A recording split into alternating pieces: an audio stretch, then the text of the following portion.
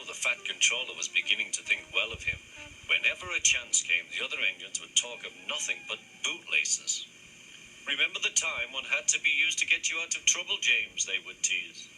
James tried to get his own back, talking about engines who got shut up in tunnels and stuck on hills. But they wouldn't listen.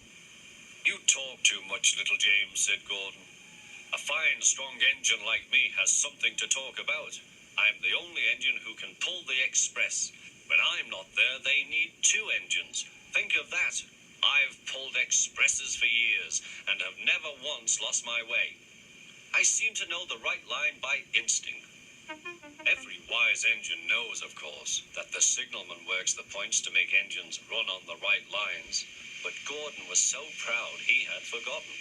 "Wake up, James," said Gordon next morning. "It's nearly time for the express." "What are you doing? Odd jobs?" "Oh, well, we all have to begin somewhere, don't we? Run along now and get my coaches. Don't be late." James went to get Gordon's coaches.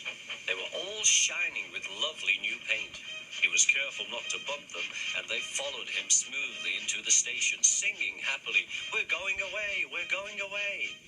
"I wish I was going with you," said James. "I should love to pull the express and go flying along the line." Gordon, with much noise and blowing of steam, got ready to back onto the train.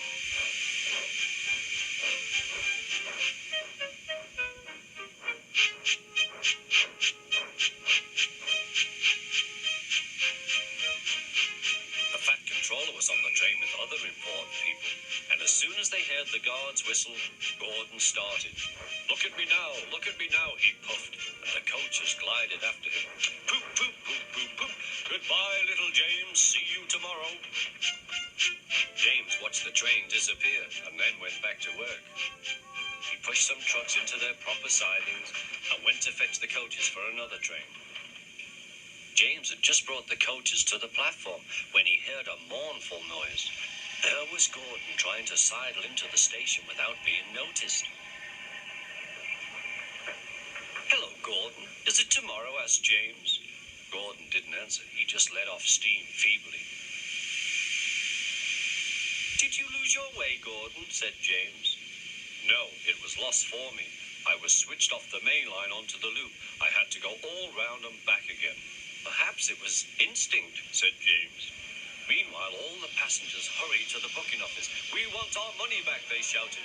But the Fat Controller climbed on a trolley and blew the guard's whistle so loudly that they all stopped to look at him.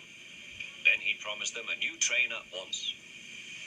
"Gordon can't do it," he said. "Will you pull it for us, James?" "Yes, sir, I'll try." So James was coupled on and everyone got in. "Do your best, James," said the Fat Controller. Come along, puffed James. You're pulling us well, sang the coaches.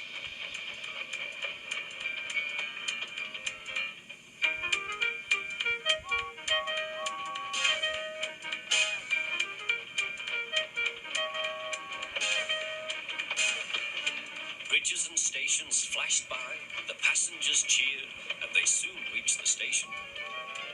Everyone said thank you to James, and the Fat Controller was very impressed. "Well done," he said. "Would you like to pull the express sometimes?"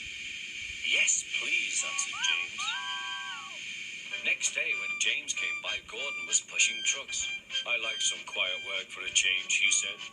"I'm teaching these trucks manners. You did well with those coaches, I hear." "Good, we'll show them." And he gave his trucks a bump. James and Gordon are now good friends. James sometimes takes the express to give Gordon a rest. Gordon never talks about bootlaces, and they are both quite agreed on the subject of trucks.